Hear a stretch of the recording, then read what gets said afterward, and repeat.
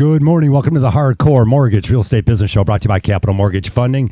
We've got a great show for you today. I'm Harvey Freed. She's Becky Alley. Good morning. Hey, what's up, everyone? I came in like a hot skipping stone. I want to thank all the police on Southfield Freeway, wherever you're coming from, for not pulling you over, going a little over the 80 mile an hour, which is allowed.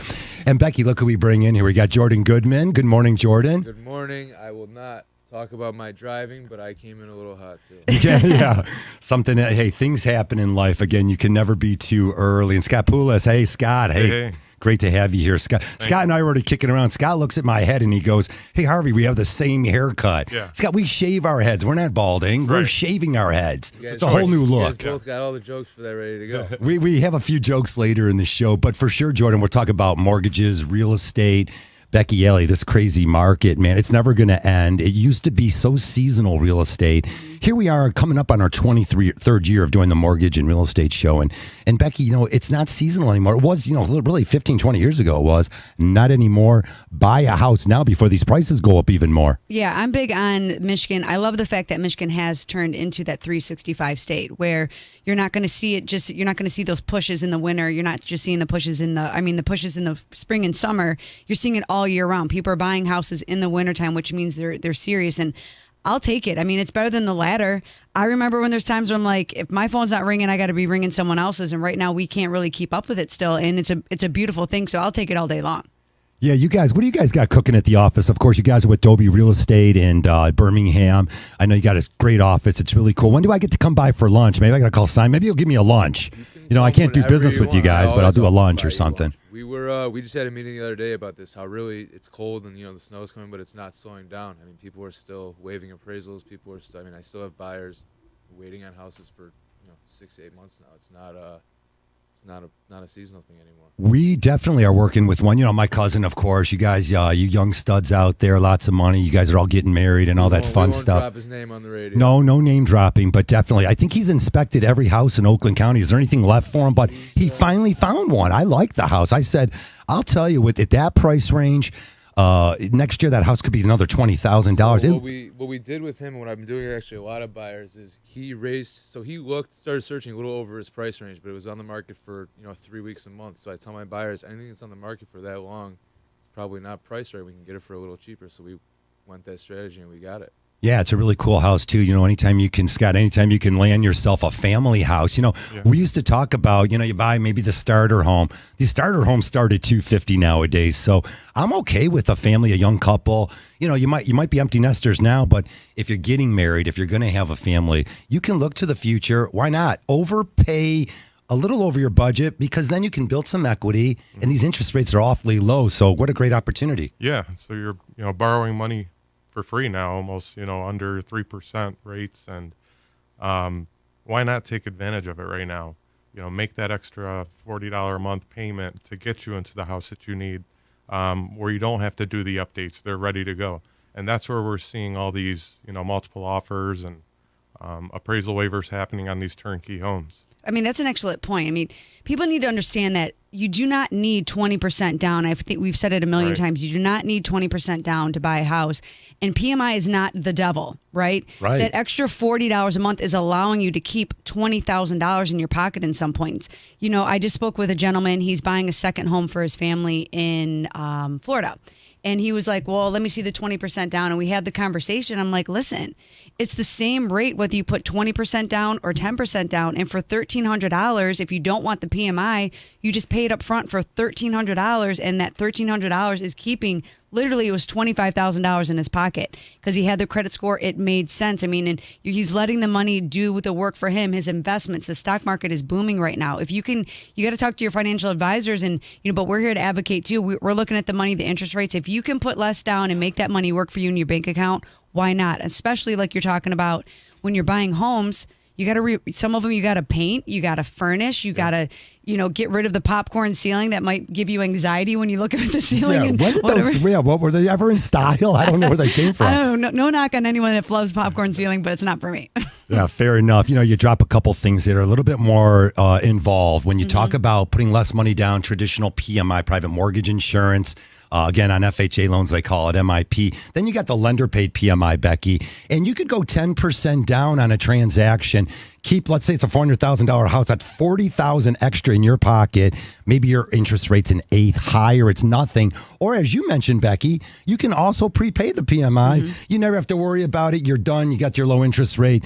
Call us in 30 years when you pay off the mortgage or whatever loan you're getting. Yeah, I advocate on that one more so the upfront version because the rates are so low and the difference of over the life of the loan is less if you pay it up front right now just because the interest rates are lower. Now, I mean, the rates are higher. I don't know. I still don't think, sometimes it balances out. So we have that conversation, but you do not have to have PMI on all your loans. And it's just a matter of having that conversation and that upfrontness about it. Some lenders will be like, 5% down, no PMI, but they're not telling you that it's either going to be covered in the rate or it's going to be covered up front. So it's about having those honest conversations up front so you know what that really means when someone says that to you. All right, the elephant in the room is always the inventory. Boy, oh boy, this is what's really spurred this crazy economy on. We got the COVID inventory. For some reason, boy, that COVID thing hits in March or April and of what was it, 2020 or 2019? It was 2019 originally, wasn't it? It seems like it was 2019. Yeah, it was when we talked about it on the show. It was. And then all of a sudden, everyone comes out of the closet and they say, hey, I'm going to go ahead and buy a house. These interest rates drop. And the inventory really got swallowed up. So there's no inventory out. It's always supply demand. Do you guys see any change in that? Has there been a little bump as the weather's changing? It's starting to pick up a little bit. Depends on the price range, different price points, different inventory. But overall, I would say it's definitely starting to pick up a little bit. More people putting their homes on the market. So that goes along with more buyers. And there's some stuff out there now. I was thinking the old folks out there like, I don't want to go too crazy here, but older folks with the empty nesters, maybe now's the time. I feel like there's a cold winter coming. Are some of them saying, you know what, maybe it is time. I'm going to sell my house here in Michigan and go ahead and retire down to Florida. You see some of that, Scott? You definitely see that. You see a lot of different situations that people are in that'll, make them move. Like Jordan's saying, we're starting to see a little more inventory. We're starting to see some overpriced inventory, like he was talking about earlier. Getting in there, getting the right price and offering the right price and getting the deal done. So is that still around? Because it seems like people were getting the buyers are becoming more savvy, right? Meaning that, they're not going to overpay for these houses. Right. So you guys are you seeing the buyers are willing to overpay, or are you still seeing that the sellers are just not realistic in some cases? Some of the sellers are just not realistic in some cases, and some of them, still have it up just trying to get their money's worth, but it's been on the market, like I said, for a month. So you call them and, talk about the realistic price, and then a deal gets done. But there's still the overpriced stuff on the market. Absolutely. Okay. So I guess what I'm taking from that is that the sellers they're not coming to reality, whereas the buyers are like a little bit starting to drive the bus a little bit more. Right. Buyers are starting to know their ways in and out of transactions because they're missing out on houses. They've done 5 deals by the time they get to their house. Yeah. So that FOMO, like we were talking about, where the inventory, I call it FOMO, that fear of missing out. It was like, oh my God, You're standing in line. I don't know why you're standing in line, but I want to stand in line too. And then everyone's standing in line for the same house. And then people are getting a little bit erratic on overpaying. And I feel like that once they've lost out on those one or two, they've gotten with great agents like yourselves. And you're like, listen, you don't have to do that. You do not have to throw $20,000 at this house, which it puts you in this negative equity situation. And people don't understand that in some cases. I mean, I'll pay extra for something I absolutely love. Don't get me wrong. Right. But at the same time, you got to be real about it, even though the rates are good. It's also, depending on how extra you go in 2 to 3 years, when you want to resell that, they're going to underwater. It's going to be a big problem. Well, I hope people are in for the long haul, obviously. Being in there for the long haul gives you an opportunity to see what happens, see what transpires. But home ownership isn't, home ownership, again, unless you're buying it as an investment property, it typically is a 3 to 5 year plan. If you got a solid job, if you're looking at growing your family, this could be a great opportunity because the rents have gone through the roofs. We'll talk about that too a little bit, how the inventory also got swallowed up with the really low prices over the last 10 years. Of course, there was a housing debacle and a real problem in the economy just not too long ago, 2009, 10, 11. Boy, it seems like it was a long time ago. Maybe it was, maybe it wasn't. I don't know. It feels like it. All right. Hey, guys, we're coming against our first break here, and we want to get some calls rolling. 248-539-9797. When we come back, all your calls.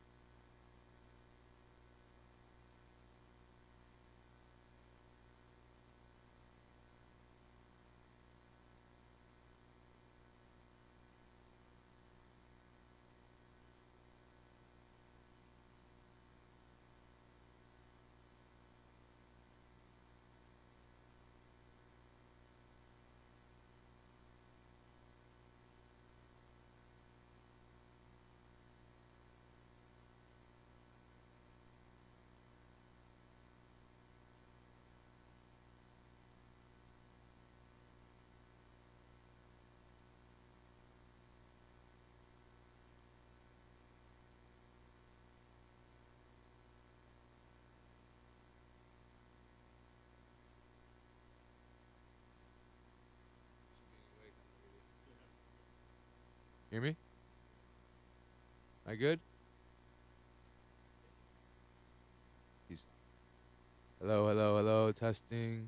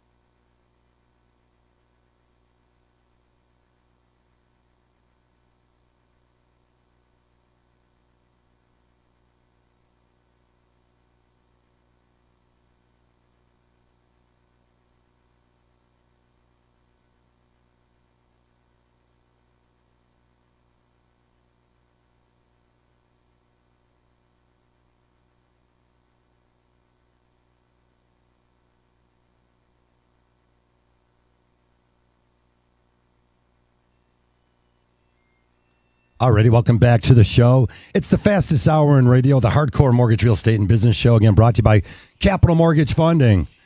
We are powered by Fairway Independent Mortgage Corporation, NMLS 2289. Just 4 numbers, not 7 or 8 numbers, which means you're pretty much brand new to the industry. That'll have to be another conversation that I get into, Becky. But I do think experience plays a significant part. And again, whether someone can be new in any industry and be great, they might have a supporting cast, Becky, that's very, very good. So I do pick on sometimes the newer agents, but not if they have a great new team. You got to start somewhere. Yeah, I mean, you can't walk the plank alone, and you need to make sure that you're setting yourself up as a buyer with someone that you connect with, right? So it doesn't matter if someone's been in the business for 5 days or 5 years, because someone that's been in it for 50 years, that maybe they're over it, right? And they're just kind of going through the motions. So the experience level, I think, it goes hand in hand with that hunger, that something that you can't teach, that fire, when someone is passionate about what they do, right? Exactly what I was going to say. Yeah. So, it's a double-edged sword. The people that have been in it for a while, they're not paying as close attention as the younger guys who are catching every detail, who are on the phone all day, who are reading everything with their own eyes. You mentioned a new thing out there in the MLS. So they got like a coming soon feature. What's this all about? Yeah, teach us. So this has actually been sort of a controversial thing that we've been talking about. So you can mark something as coming soon on the MLS. You can legally do it 3 days before it hits market. But the problem is everything's going so fast nowadays. The stuff's coming soon on the MLS and it's gone before it's active. Well, you got all these the old-fashioned pocket listing, but now you're sort of saying, hey, look, you talk to these people, they're going to dress up the house. Hey, folks, we're going to hit it on Saturday. But all of a sudden on Wednesday, it hits the MLS. Right. The listing agent's phone's lighting up here. You guys are still taking the highest and best. What's that typical time frame? When do you know? Is it Sunday night at midnight when after the last sports update? Yeah. When does it hit where you're like, this is the one we're taking? Yeah, it's the demand almost before the supply, right? Right. Yeah. So we hype it up with a coming soon. Try to bring in as much showings as we can. And, obviously it's up to the seller too. And when they want to take an offer, right? So a crazy offer comes in with an expiration on it. You present it to the seller and you say, hey, you want to take this? I mean, our job's to advise them of what the best offer might be for them. Or maybe it's going to take a couple more days because everybody thinks, 3 days on the market, let's just sell the house. Well, you wait that couple more days, you can get an extra $10,000. You never know. Which buyer shows up, right? It's always about the seller's motivation too. And then we received a postcard. Nancy and I got a postcard in the mailbox the other day. It's a picture of our house, and it says, don't use any realtors. There's no commit. There's none of this, none of that, and it's an easy system. I had to call them back twice to have them even recognize my call. The girl apologized. I'm still waiting for them to tell me what they were going to offer on the house. And then I asked them, I said, well, look, if you do, go ahead and sell my house, where am I moving to? Like, what am I going to do? Pitch a tent in the backyard? What goes on with this, Becky? You have to maybe sell your house and take that contingency to allow that seller to go ahead and find something else. I feel that's a nice strategy. Yeah, I feel like that is something that is going to continue. I think we're going to continue to see the occupancy contingencies where that means that I'm a seller, I'm going to put my house on the market, but it's contingent upon me finding a house of my own, or it's contingent upon me staying in the house that I currently own for 60 days after we close in the event that I haven't found something, because no one wants to put themselves in a position where they're homeless, like you're talking about, where we're pitching a tent in the backyard and under the stars, which it sounds cool, right? But at the same time, like, you got to make sure that you have those, your plan in place, and getting yourself with the right realtors matters. It's even like as much, so let's say you're redoing your floors in your new home. Contracting work, unfortunately, is not as on time as we'd like it to be. So you're seeing a lot of occupancy deals because people are having delays renovating their homes or fixing their kitchen or whatever it is in their new home. They need some more time in the old one. So a lot of occupancy out there right now. Yeah, I mean, sometimes you're going to have to bite the bullet a little bit. So if you close on a house, this is one thing that I think some of the newer buyers never catch on. So I had a couple of new purchases that are closing. And I said, look, you're going to close here in November. You're not going to have that payment until January 1st. Next year for a matter. Your first payment doesn't kick in. We're already talking about no payment till January. It's insane. It goes by faster and faster. So sometimes a lease is up in December, January. So maybe they're not double paying, and there's some wiggle room there. And again, like you said, you have to get your offer accepted. You're going to have to probably give up 30, 60 days of occupancy. Scott, you're seeing it all the time, aren't you? Yeah, and it all depends on the scenario and the offer. Sometimes the sellers will pay rent to the buyer for the full 60 days.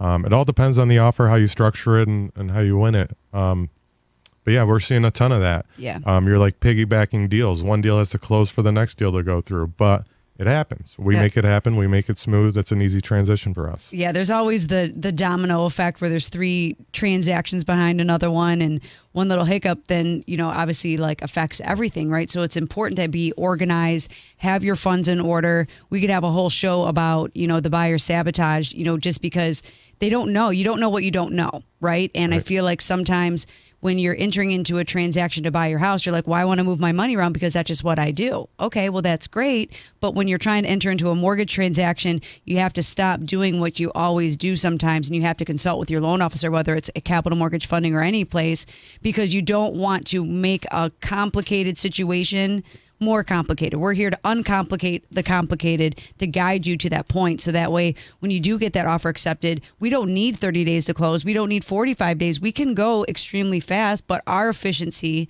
the realtor's efficiency, is contingent upon our buyer's efficiency or the seller's efficiency, right? So it's important that you get those documents in immediately. So that way, once you do have that house, you're not in that situation to, where it's going to delay. Start having those tougher conversations. I still, when I run into some buyers sometimes, and they're like, well, yeah, I've got the money. And I'm like, oh, okay, where's the money at? And then like, well, I've been saving it. I got a safe at home, and I've got $10,000 or whatever it might be. And yeah, you can't use that kind of cash. You just can't drop it in the bank. There's a lot of reasons why you can. You're going to get taxed on it. The banks are going to have a little red light that goes off that says, wait a minute here. You just can't try. Where'd this money come from? You might have to pay some taxes on it. So again, you can use your money, but you might have to get with a mortgage person sooner than later to start putting the money away in the bank. It needs to be documented funds. And again, if you work with savvy lenders, they can set that up or even show you ways that sometimes you can get that money sort of gifted to you in a reverse fashion. So again, having some quality people behind you is always key. Hey guys, I want to talk about this a little bit. Inventory and price growth. Here we are ending 2021. I don't know where it went. We're down with less than 2 months left to the end of the year. Interesting stats. CoreLogic came out. They're projecting like a little bit lower appreciation for 2022. Now, maybe not this double digit. I did write down some of the numbers. Fannie Mae has it at 7.4% appreciation, not quite double digits. Goldman Sachs has it at 16%. Good for them. Hey, could you imagine you buy a house this year, and all of a sudden, maybe 12 months later, it literally is worth 10% or 15% more. That's a huge amount of appreciation. Becky, we're seeing these families come back now, guys, and wow, they got equity in their house. Yeah. And that's why we talked about it last time a little bit. The commercial game is coming to the residential game because the returns are so good, and you're still, not only are you still seeing, you're seeing more of it now. Like a lot of it. You're going up, whether it's the buy side or sell side, you're going to see an LLC a lot.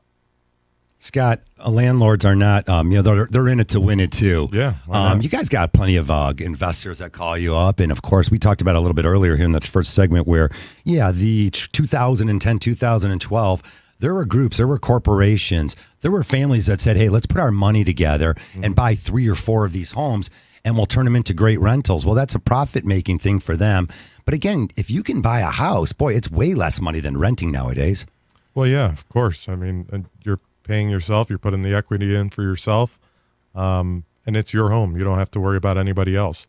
But just like anything else, you have to maintain your home, which a landlord would do, but you get that benefit of doing everything your way, the way you want your home to be.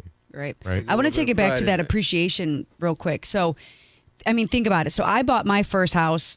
It was in 2006, right? Whatever, right before we had the apocalypse of the housing market, right? Right. But it was supposed to be my 5-year house. And my 5-year house turned into my 12-year house because it was fine. It would work for me, whatever, right? But you're talking now, first-time home buyers are entering the market and they truly can get that 5-year house or less than that. They can, refinance in, what they bought in 2018 and, at a higher rate, and they're getting rid of the PMI and all those things. I mean, so the appreciation level, even with what is happening in the world, the fact that they're still predicting that people are going to see this appreciation for 2022, that's huge, even though they are talking about a 30% decline in overall mortgage applications because of the, quote unquote, like rates going up, right? But you never know what they're going to do. Obviously, like the Fed's always talking one thing and doing another. It's whatever. But purchase transactions are still going to be up 9% for 2022. That's huge. Huge. Huge amount of appreciation.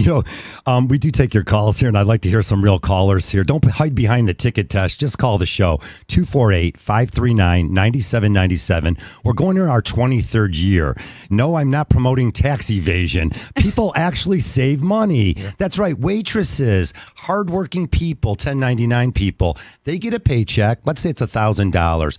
They have a 1099. They might put $400 or $500 away in their safe at home. Some people have been afraid of banks. They weren't brought up with financial savvy. They don't teach financial literacy in schools. People save money, cash at home. I'm not promoting tax evasion. I don't know why I read ticket tests. I think Mike Valeni told me not to read them anymore, but that's okay. I mean, to that point, though, yeah. I am having more conversations than I ever had with buyers currently. I don't know why people are anti-banks. I don't know why, but I am. And what I mean by that is I'm having more conversations saying that, okay, you're going to need X, Y, Z. And they're like, okay, well, I have $3,000. I'm like, okay, well, which account? Because I'm not seeing it. Well, it's at home. I'm like, okay, well, that's a problem. You're going to have to figure out another way, but you do need to start putting the money in your bank for your own self for those reasons, because things have to be documented. We have to document everything. We are up against another break. The show always flies by. Come and join us, 248-539-9797. We'll be right back.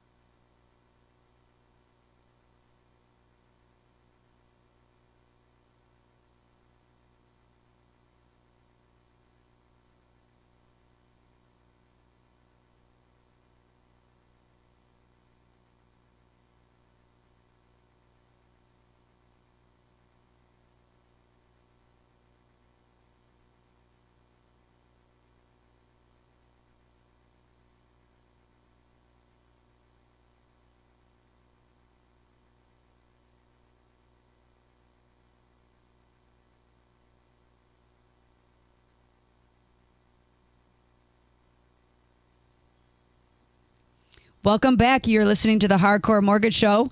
We're taking all your calls, 248-539-9797.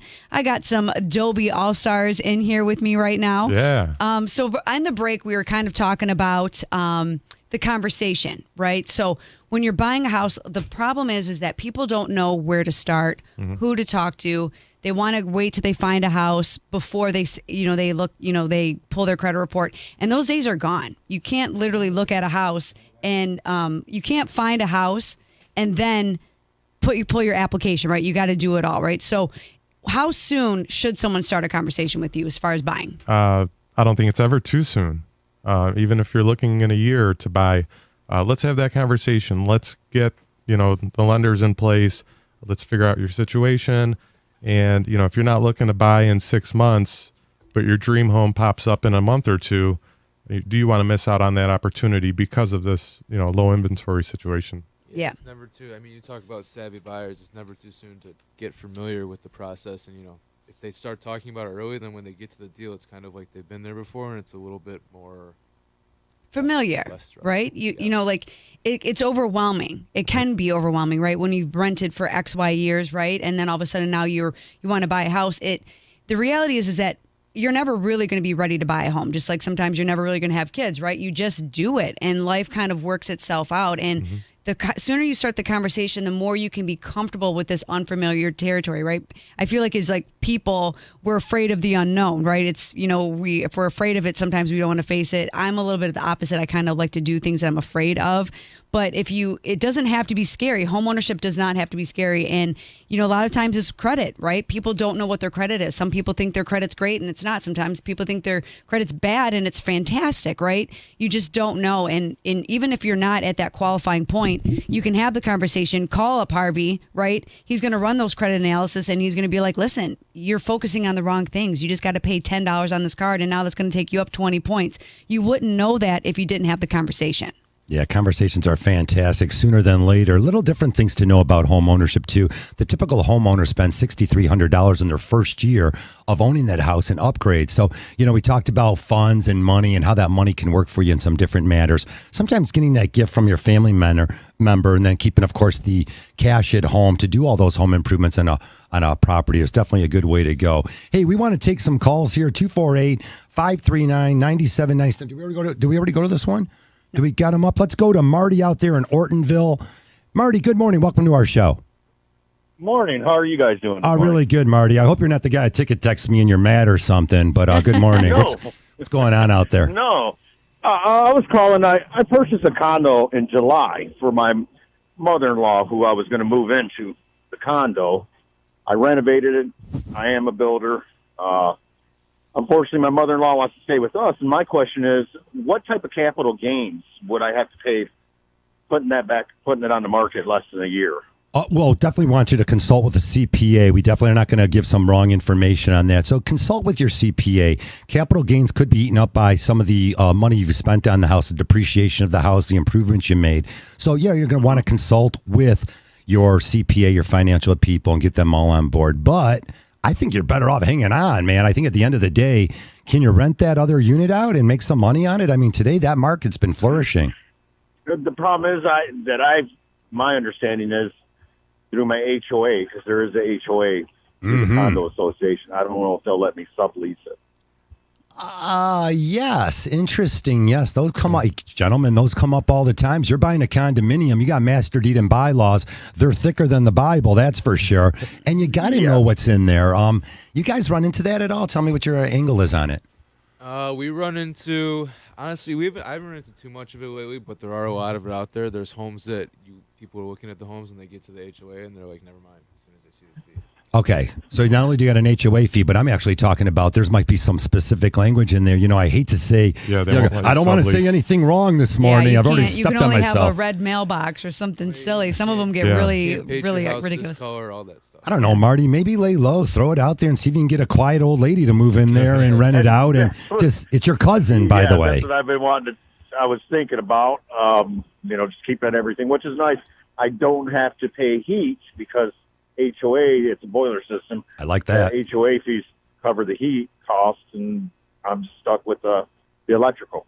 Yeah, Yeah, it's not too bad. If you could get that thing No. cash flowing, I would tell you to hold on. Absolutely. Yeah, consult with your CPA first. Of course, I think they'll guide you in the right way. If you got to come out of pocket for some additional money in taxes if you sell it early, I think that holding on if you can and sort of laying low. Again, we're not talking about if you owe 5 of those units in that condo, and you're really running a business out of there versus renting it to your cousin, your second or third cousin. Be careful here.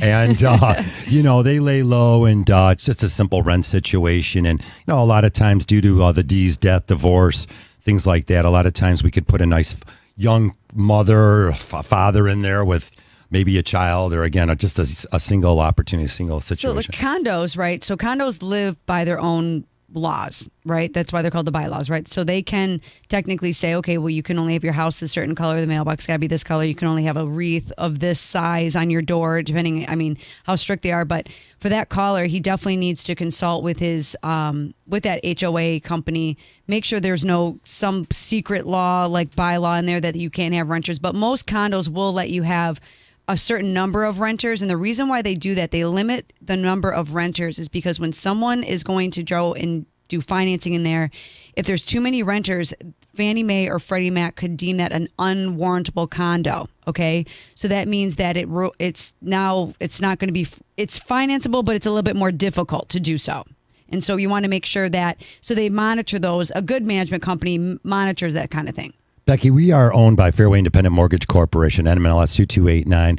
We are one of the top 5 lenders in the country. Capital Mortgage is the local household name here. Booyah. We offer every single program. You and I know, Becky, because the emails come every day that we have a new program out there. And I went ahead and took some training just this week on some alternative programs. And I want to throw it out there to 1099 self-employed people. There are opportunities in that arena that used to not be. They called it subprime in the olden days. That was some crazy stuff.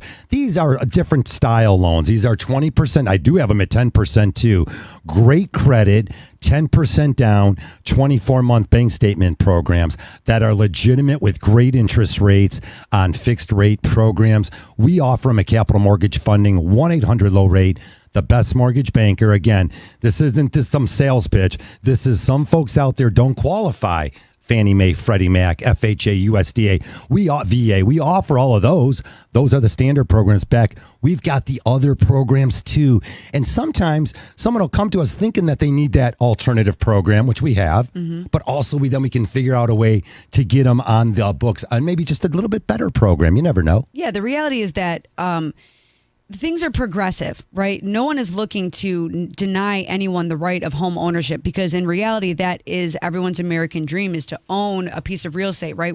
There's not going to be more land, right? So you're either part of it or you're not, right? So these programs that are coming out, it's not to put anyone in a bad spot, or there's not going to be these interest only loans, but it is realizing that there are people that are 1099 or they're a bartender and how they're paid is a little bit different. So it's about finding ways to get everyone that home ownership opportunity. So a 24-month bank statement, you're looking at that, you're seeing that clearly you're making that money, and it's about in the future educating them on how to get out of those kind of situations. But at the same time, you still have a right to own a home. Who doesn't want to own a home in 2022? I mean, if that's in your goal, your wheelhouse, you literally have 60 days to still make it a reality in 2021 if you want. Go ahead. I was just talking about this with you before. I have a client who, on one of my listings, was interested in a rent-to-own option, and we talked a little bit further, maybe 10 more minutes, and he didn't realize he already qualified for the home, and now he's purchasing the home next week. Those are the best stories of all, is that they write. And those rent-to-own options, they can be funky, too. You better get a team of experts behind you on how to document your payments and how that landlord can actually sort of just gift you the money and do some seller's concessions at the end of the day. But it's not, sometimes those are not written up the proper way, which leads me to the land contract. If you're out there and you do have a land contract, for whatever the reasons were, you entered into a land contract, it's probably now time to pay that land contract off. You can pay off your land contract, Becky, as we know, and get an FHA mortgage and take cash out. That's not allowed on the conventional side, but on an FHA loan, which again, 65% of the new 625 FHA, basically, you can buy any house you want in America nowadays. That's a great loan to get you out of that high interest rate on the land contract. Now you got a real mortgage. Now it's reported to the credit bureau. Your credit score is going up, and you own the house, basically. Yeah, I mean, it's a beautiful thing. I'm actually, coincidentally, that you're bringing it up, I'm literally doing that exact thing for someone. You must have been in my thoughts right now. You entered the land contract, not my business why, but it fit the needs of the seller, the buyer. It's a great piece of real estate, 20 acres, all of the things that he was looking for. But he reached out to me, and he actually was a mover. He helped me move into my house. And I gave him my card, calls me up and was like, "Hey, I remember you. I liked you.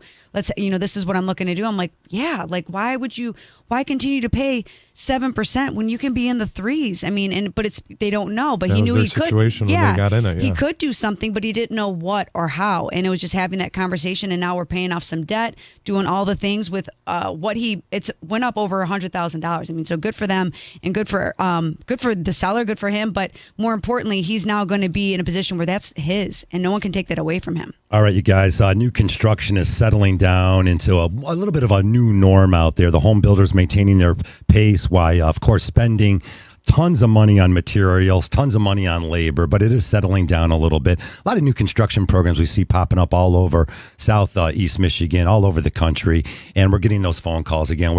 I'm licensed in Michigan and Florida. Becky, you got licensed, I don't know, probably in all 50 states, but we're seeing more and more of the new construction settling down, great opportunities. If that's your cup of tea, you get to go pick out your colors. It's a lengthy process. It could be a little scary. Again, then you might have some timing involved in when you're going to sell your house, so you're not out there. And the builders are a little bit slow getting the houses done because of the labor shortage. However, these are the people we're talking about. Yeah. These 1099 hardworking people, the rough carpenters, the finished carpenters, the plumbers, the electricians. These are the guys and gals out there working their butts off, making money, and in the service industry. Salute to anybody out there. Yeah, I gave a nice tip the other day. Working their butts off at the restaurants and stuff. Where did all the workers go? I mean, you go to a Starbucks, they're all closed. Things like that are really interesting. We know there's this weird labor shortage, and it's a little shout out to, if you're sitting at home not working, get out there. Great opportunities for you to make some money and really set your family up for the future. So it's sort of a cool thing. Some of these jobs during the pandemic, they were making more money staying at home collecting unemployment than they would have been at work. That was a huge issue, and it's still, restaurants don't have servers, all that stuff, but it's starting to. I would say that it's actually starting to get a little better. I think they're all real estate agents now, Jordan. What are you talking about? Aren't they all real estate agents? They're all in the Middleton class or something over there.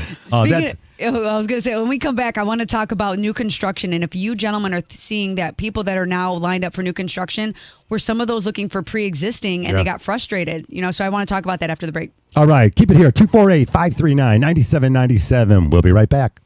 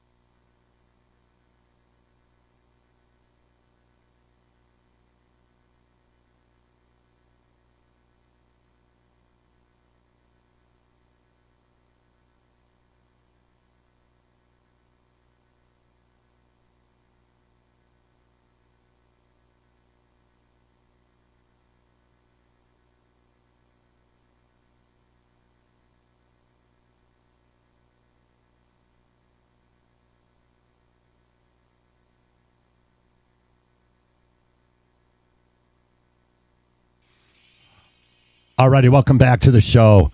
Coming up in our 23rd year, the Hardcore Mortgage Real Estate and Business Show. I'm Harvey Freed. She's Becky Alley. Jordan Goodman and Scott Pullis join us from Dobie Real Estate. Morning. Happy to be here. Yeah, you guys got a cool office. There's no doubt about that, even though they don't send me much business. But we'll get to that at a later day. We'll just go there and we'll sit on the cappuccino bar. Yeah, come by for my coffees at least and say hi. hi. Come by. I got great sheets and donuts I used to have like 30 years ago. I can bring those by and talk. You bring donuts, I guarantee you'll be a hit. I'm trying to work my way into that office just to say hello to you, Jordan, and see you daily. But interesting stuff there. You know, we did get a strange ticket text, but I'd rather hear from you on the air. 248-539-9797. Zillow, who I don't even know who they are. But yeah, we used it as a way we'd punch in just someone's house, just get an idea. And, you know, some real estate agents were picking on them, saying, oh, yeah, they're no good. And then the smarter agents were, you know, sort of complimenting them. Don't put a bad taste in the market and things like that. The truth of the matter is, they were wrong. They had to fire 2,000 people. Their estimates were all wrong. How does a computer know, the algorithm know what the floor plan is? How does the algorithm know that there's a road behind? There's functional obsolescence and the Walmart concrete wall is right behind. Obsolescence, I like that word. Yeah, I like to use it once in a while. And, you know, there's things that the computers don't know, not to mention when you're surfing the internet for a mortgage, please don't do that. I know it's maybe a good way to start, but you got to talk to people because, again, up against some client called me and so the quote comes in. I'm like, can you send it to me? What was he doing? Setting him up for the wrong escrow account? It's regulated by the state of Michigan. No, the dude who just got his mortgage license down in Florida, who's got some social media ad out there, doesn't know what's going on in my backyard. Had the title insurance wrong. So basically setting him up for the wrong thing right off the bat. You guys, we get that in real estate too. If you want to comment on it, go ahead, lay it on me. Yeah. Dead here.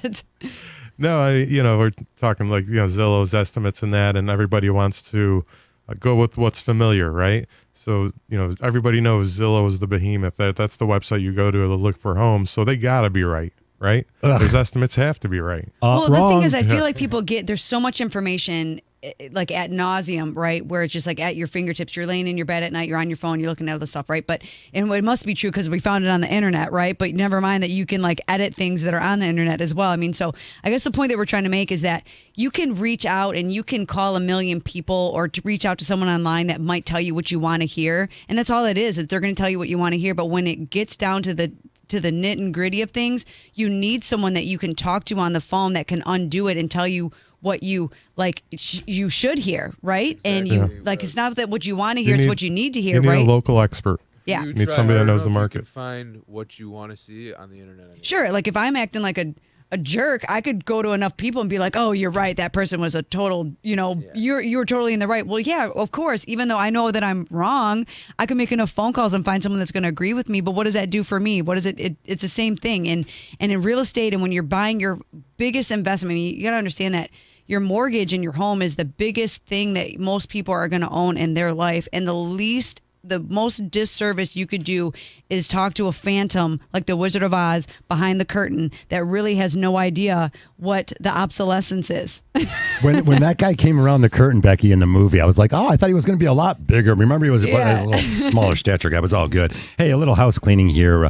As you know, we got the winter tax bill coming up on December 1st. Some of you folks out there don't have your escrow accounts, and you got to pay those. So again, if you pay them in 2021, you get to use the tax break, consult your CPA. Also, if you have an escrow account, the city still sends you the tax bill. You can double check. There's nothing wrong with reaching out to the city and make sure they understand that, or your servicer at the time on your loans do get sold in the open market. And make sure that your winter tax bill is going to be paid for this year. You can reach out to your people and find out. Also, I got a few phone calls. Again, we don't want to go the bad way. Home ownership is so much fun, but so many of these out-of-state lenders are jamming people up. The escrow accounts are completely wrong. I'm getting a handful of calls just in the last 30 days on people that bought a house. Sure, taxes go up, Becky, but they can go ahead and if it's set up properly, we can sort of guesstimate using the millage and figure out what goes in your escrow account based on the fact your home is going to be reassessed. Yeah, I mean, like you can't you can't get around the taxes, right? So there are going to be what they are, right? And the point is to set you up for success. When you have an escrow account, one of the biggest frustrations is like, oh, my payment went up. Oh, my payment went up. Well, it's not the lender's fault. We can't control what your taxes are going to go up, but we can do a good job, or the best that we can, to predict what we think that is going to increase. Because that first year, when you buy a house, I'm buying Harvey's house, let's just say, that first year, I'm paying what he paid for taxes for that first year. And let's just say he stayed there for 20 years. It's going to be really, really cheap. Well, now it's going to uncap, and now I'm paying taxes on what I just bought it for, and it's going to go up significantly. And if someone's not having that conversation with you, shame on them. That is a conversation. I think I have it every single showing. Somebody, we talk about the taxes from when someone sold to where they're at now. Yeah, exactly right. So when you look at that, you're pointing it out, saying, hey, look, this is what's on the listing now. We can double check it with the city on Monday. And more importantly, we can use the millage, figure out your purchase price. The cities are more than welcome. The Treasury departments will spend a few minutes with you and say, hey, you're probably looking at this number. And they're really right on the money most of the time. Again, very important. You file the homestead exemption if that's going to be a homesteaded property. Also, I'll throw it out there. Our favorite transactions with all this equity, cash out refinance transactions, Becky. Boy, I put a bundle of money in one of these guys' pockets this week. He's going to use the money to repay himself back for all the siding. He redid the house. And when it's funny, because I brought the house pictures up and I was like, ugh. He goes, no, Harvey, those are old pictures. The house was completely resided, re-insulated. I think they did some crawl space work on it. And these are great opportunities to pay off your credit cards, those 18 to 22% high interest rate credit cards. And not only that, Becky, the home equity loans, look, they're going up eventually. These home equity loans, lines of credit, they're eventually going to go up on you. They're already consolidate. Up. They're at 5% right now. So we get a lot of conversations where people are torn. Do I take the equity out of my house, or do I take out a home equity line of credit? We do both, but the reality is that the rates on the primary mortgage is 2% lower than what your home equity line of credit is. And if it makes sense, depending on what your current rate is, to take that money out and pay it all on one low interest rate loan, do it. If that's what you're trying to do, if that's going to check your boxes, it makes more sense to take out a mortgage. Plus, again, talk to your CPA. There's the interest write-offs. I'm not sure if they got rid of them. I feel like they're changing those rules all the time. But you want to make sure that you can put yourself in the best financial position possible. And if taking the money out of your house at a lower interest rate and the payment stays the same because your house appreciated, why not? It's worth the conversation. Yeah. Go ahead, guys. Well, like you said earlier, talk to a financial advisor. They'll be able to help you out with that stuff too. Yeah, it's part of your team, resources, Yeah. It's called adulting. When you're adulting, you're buying houses. Now you got mortgage people in your life and a real estate agent. Yeah, that's the kind of conversations I want to have anyway. I want to be talking about interest rates and stocks and things like that. That's the kind of conversations I want to surround myself with anyway at this point in time in my life. That's who you want your agent and your lender surrounded with too, right? Mm-hmm. So that's the great thing about getting into real estate is you meet all these cool people. You get to meet people that can help your clients in a lot of different ways too, right? You get to kind of make your best team to put on the field, so to speak. That's an expression I use all the time. Your partners are your team that you're putting on the field, so you always want to put the best team on the field for your client. Up against a few minutes left in the show, why not talk about inspections? Because, boy, I had Jeff Fletcher on and a lot of great inspectors all across the area. That's so important. We were working on one. My own cousin, I think he inspected every house. He's probably listening, so we'll jazz him up a little. He inspected every house in Oakland County, right? Still sweating over his inspection from a couple days ago, so we'll give him a break there. But it depends on your inspector. Like you can have a house. The inspector will tell you nothing's wrong. Your house will fall apart in a few years. I've talked to people like that. Oh boy, again, I can, over the years, of course, after 30 years, yes. How many people have called me back 3 months later? They're like, boy, Harvey, we started redoing the basement. The contractor rips apart the walls. There's mold everywhere. Now we got $20,000 of mold remediation. It happens. We were talking about the other day, these flip houses where the renovations, they got paint covering mold. They got paint covering rotting wood. It's just, makeup and lipstick, which you don't know what's under there unless you really get into it. Got to get in the attic. Got to have the right foundation people out there. Again, a great home inspector might point out a lot of things that lead to another inspection. Now you're got a specialized guy, an electrician coming in to say, look, we're going to replace the wiring in this house. Some things aren't deal breakers. Nothing's always a deal breaker, but you need to know money can fix a lot of things, but you're only going to have so much of it if you're a first-time buyer, but that can dictate how much you put down and stuff. Yeah, you should inspect everything, even a new you guys, if you got 20 seconds, wrap it up, man. This show's ending. One thing, because of the first deal we did this year, the sewer scope, I will never not do a sewer scope in certain cities because of that. I'll let it go right there. Jordan Goodman's final last words. Dobie Real Estate, Scott Poulos. Yeah. He says do a sewer inspection on the house. Always. Find out what's going on out there. Again, you can see everything above ground, but we can't see what's You're underground, right. Becky. You can't see it. You got to check it out. And if you don't know, you don't know what you don't know. So do yourself a favor and check it out. Alrighty, hey you guys, that music says that's it. We got Pat Caputo coming up with sports. Keep it here on 97.1 The Ticket, sports all day long. Want to thank Jordan Goodman, Scott Poulos, Dobie Real Estate. I'll see you guys for coffee next week. For Becky Alley, always the best originator. All right, I'm Harvey Free. Catch you guys next time. Thank you.